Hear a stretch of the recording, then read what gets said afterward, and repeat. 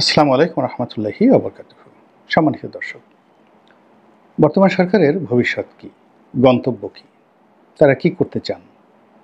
তারা কি ক্ষমতা আঁকড়ে থাকতে চান, নাকি অন্তর্বর্তীকালীন সরকারের যে বৈশিষ্ট্য সেই বৈশিষ্ট্য অনুযায়ী অন্তর্বর্তীকালীন অর্থাৎ মধ্যবর্তীকালীন যে কর্মগুলো রয়েছে সেগুলো সমাধান করে একটি নির্বাচনের মাধ্যমে জনগণের ভোটে যারা নির্বাচিত তাদের হাতে ক্ষমতা দিয়ে সসম্মানে চলে যাবেন, সেই কাজটি করবেন?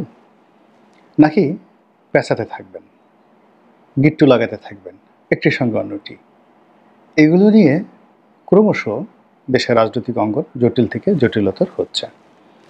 জুলাই আগস্ট বিপ্লবের পর আমাদের যে আকাশসম আশা ছিল, আকাঙ্ক্ষা ছিল, ইতিমধ্যে আমরা বুঝে গেছি যে এই সকল আশা আকাঙ্ক্ষা আমাদের জন্য ডেঞ্জারাস।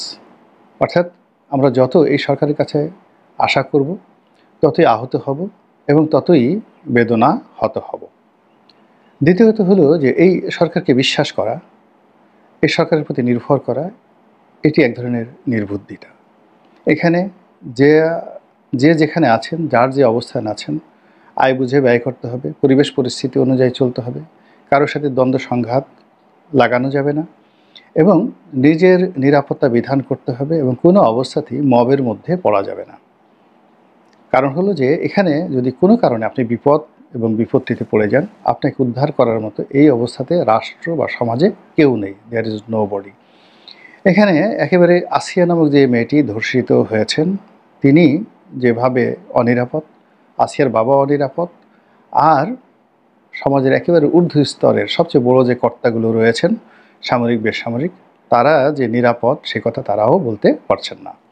ফলে কি হচ্ছে, সব জায়গাতে কিন্তু একটা ঘুম হারামের সংস্কৃতি চালু হয়ে গেছে। এবং এই যে ঘুম হারামের যে সংস্কৃতি, এটি কতদিন চলবে, এটি কোন দিকে যাবে, এটি কিভাবে মোড় নেবে, তাও আমরা বুঝতে পারছি না। এর কারণ হলো সরকারের এই মুহূর্তে যারা আছেন তাদের বন্ধু কারা, শত্রু কারা, তাদের পরবর্তী গন্তব্য কী, তাও আমরা বুঝতে পারছি না।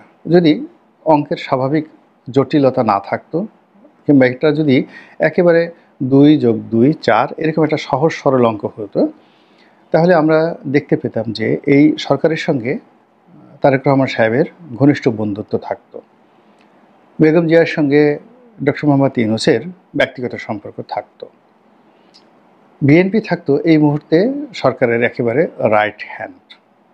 যদি গণতান্ত্রিক পন্থায় আমরা আমাদের যে ক্ষমতার ট্রান্সফার, সেই ট্রান্সফারের কাজটি আমরা করতে পারতাম।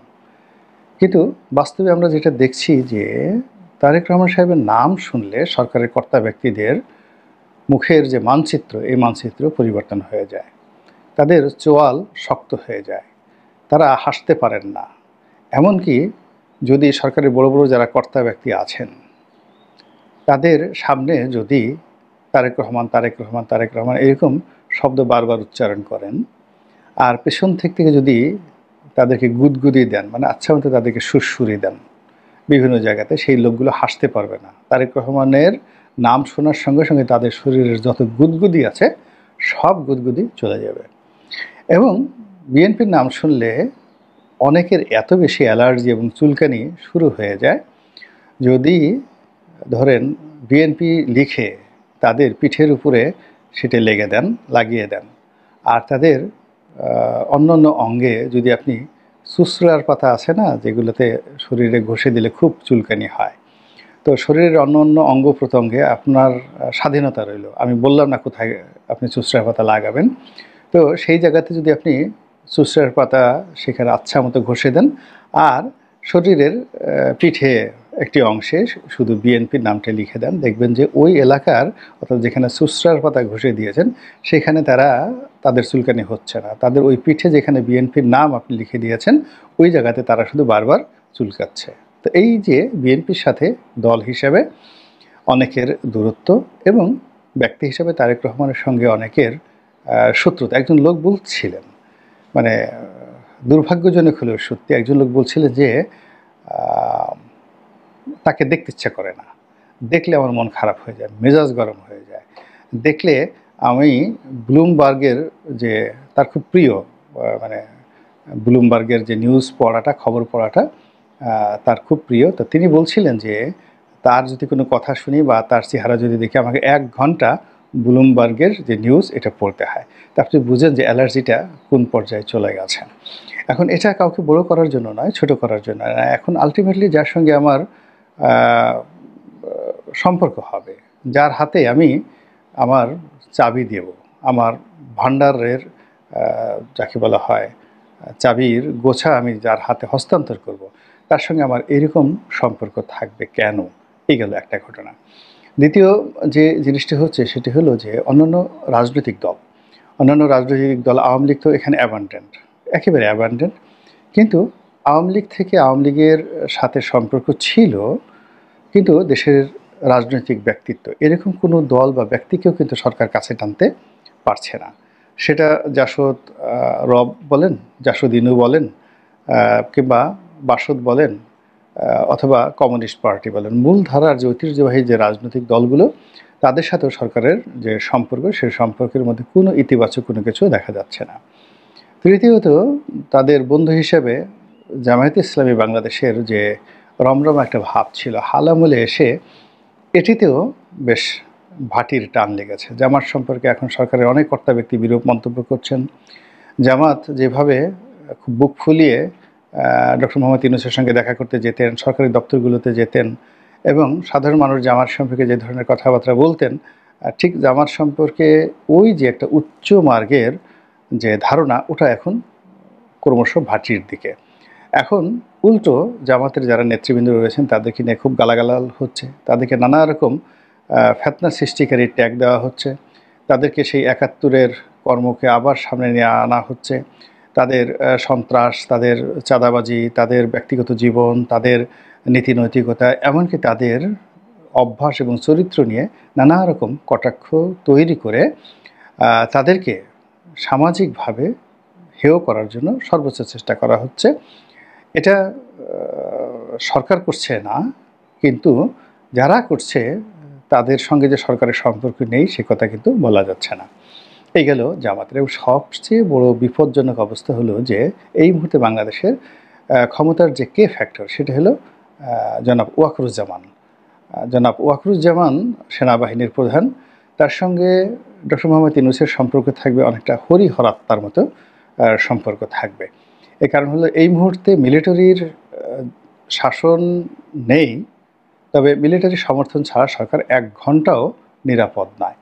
এবং সেনাবাহিনী যদি ব্যারাকে ফিরে যায়, তারপরে তারা যদি কোনো কিছু বলার দরকার নেই, তারা শুধু ব্যারাকে ফিরে যায় এবং বলে শেখ হাসিনার মতো এরকম লৌহমানবীর অর্ডার তো তারা শেষ পর্যন্ত ফলো করেননি, তো তারা হট করে দেখা গেল যে এখন ব্যারাকে চলে গেল। অথবা বাইরে তারা যে ম্যাজিস্ট্রেসি পাওয়ার আছে, সেই ম্যাজিস্ট্রেসি পাওয়ারটাকে যদি একটু দয়া করে তারা কিছু কিছু মানুষের উপর প্রয়োগ শুরু করে দেয়, মুহূর্তের মধ্যে দেখা যাবে যে এখানে রাজনীতির মহামারী শুরু হয়ে গেছে। এবং যারা সরকারে রয়েছেন তাদের আর্তচিৎকার আকাশ থেকে ফেরেশতা পর্যন্ত নেমে আসতে পারে, এরকম একটা অবস্থা তৈরি হয়ে যাবে। ওরে মা গো, ওরে বাবা গো, বাঁচাও, রাজনীতি যে এত খারাপ এটা তো আমরা আগে বুঝতে পারিনি। ও হাসিনা, ও খালেদা, আপনাদেরকে আমরা এমনি এমনি গালাগালি করেছি, আপনারা যে কত বড় মহান, কীভাবে তাপ সহ্য করে এতদিনে রাজনীতিতে আসেন, টিকে আছেন, এটা আমরা বুঝতে পারিনি। এই কথা বলে তারা কান্নাকাটি করবে। তো সেই যে তাদের যে ক্ষমতার যে নিয়ামক, যাদের কারণে, যাদের কল্যাণে এবং যাদের আকুণ্ঠ সমর্থনে তারা টিকে আছেন, ভালো ভালো খাবার খাচ্ছেন, পোলাও, খুরমা, কালিয়া কোপ্তা, তারপর শেষে পাবলিকের মাল খেতে কার ভালো না লাগে? একমাত্র অলি আল্লাহ গাউস কুতুব ছাড়া বেশিরভাগ মানুষই পাবলিকের মাল খেতে খুব পছন্দ করেন। তো এখন এই যে যারা পাবলিকের মাল খাচ্ছেন, পাবলিকের পয়সায় যারা জীবিকা নির্বাহ করছেন, পায়ের উপর পা তুলে বড় বড় কথাবার্তা বলছেন, তাদের সব কিছু হারাম হয়ে যাবে যদি ক্যান্টনমেন্ট উল্টে যায়। কিন্তু সেই ক্যান্টনমেন্টের সঙ্গেও সরকারের যে সম্পর্ক ভালো, এটা আমরা টের পাচ্ছি না। একেবারে থার্ড যেটা আছে সেটা হলো ক্ষমতার সাংবিধানিক যে কেন্দ্র, সেটি এখন রাষ্ট্রপতি। বর্তমানে ডক্টর মোহাম্মদ ইউনূস এবং তার উপদেষ্টা যারা আছেন তারা সবাই মূলত রাষ্ট্রপতি কর্তৃক নিয়োগপ্রাপ্ত এবং প্রচলিত সংবিধান অনুযায়ী তারা শপথ নিয়েছেন এবং সংবিধান অনুযায়ী এখন পর্যন্ত দেশ চলছে। সাংবিধানিক আদালত থেকে শুরু করে সব কিছুই চলমান। তো সেক্ষেত্রে তারা না সংবিধান মানছেন, না রাষ্ট্রপতি মানছেন।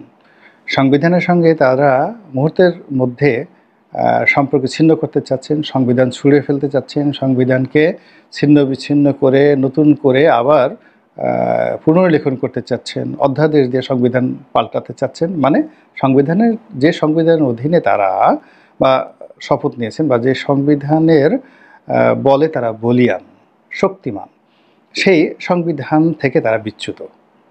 এটা একটা ভয়াবহ খেলা, ভীষণ রকম ভয়াবহ খেলা।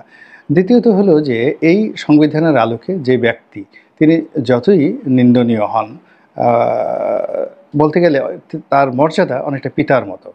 যে পিতা যে পিতার ঔরসে আপনার জন্ম হয়েছে, এখন সেই পিতা চোর হতে পারে, ডাকাত হতে পারে, গুন্ডা হতে পারে, বদমাশ হতে পারে, কিন্তু আপনি কোনো অবস্থাতেই সেই পিতাকে অস্বীকার করতে পারেন না। ইলন মাস্কের বাবা খুব খারাপ মানুষ, কিন্তু তিনি তার বাবাকে অস্বীকার করতে পারছেন না, এটাই বাস্তবতা। এখন জনাব শাহাবুদ্দিন যিনি রাষ্ট্রপতি রয়েছেন, তাকে কোনো অবস্থাতে অস্বীকার করা যাবে না যতক্ষণ না পর্যন্ত তাকে ওই পদে আপনি রেখেছেন বা তিনি ওই পদে আছেন অথবা আপনি ওই পদে আছেন, ততদিন পর্যন্ত এই সম্পর্কটি হবে সৌহার্দ্যপূর্ণ। কিন্তু এখন সেই সম্পর্কটিও দেখা গেল যে মুখ দেখা দেখি বন্ধ। কথা বলা তো দূরের কথা, মুখ দেখা দেখি বন্ধ। এবং ডক্টর মোহাম্মদ ইউনূস ক্ষমতা লাভের পর তিনি বা তার যারা উপদেষ্টা রয়েছেন শুধু শপথের জন্য বঙ্গভবনে যাওয়া ছাড়া পরবর্তীতে তাদের মধ্যে কোনো প্রেম নিবেদন হয়েছে, ভালোবাসা বিনিময় হয়েছে, ফুল বিনিময় হয়েছে, কিংবা কোনো সামাজিক অনুষ্ঠানে একে অপরের সঙ্গে দেখা সাক্ষাৎ হয়েছে, কুলাকুলি হয়েছে, এরকম কোনো ঘটনা কিন্তু আমরা এখন পর্যন্ত দেখিনি। ফলে কি হলো যে সরকারের ডান বাম, পূর্ব পশ্চিম, উত্তর দক্ষিণ, উপর নিচ যে উইন্ডোগুলো রয়েছে, একটা উইন্ডোর সঙ্গেও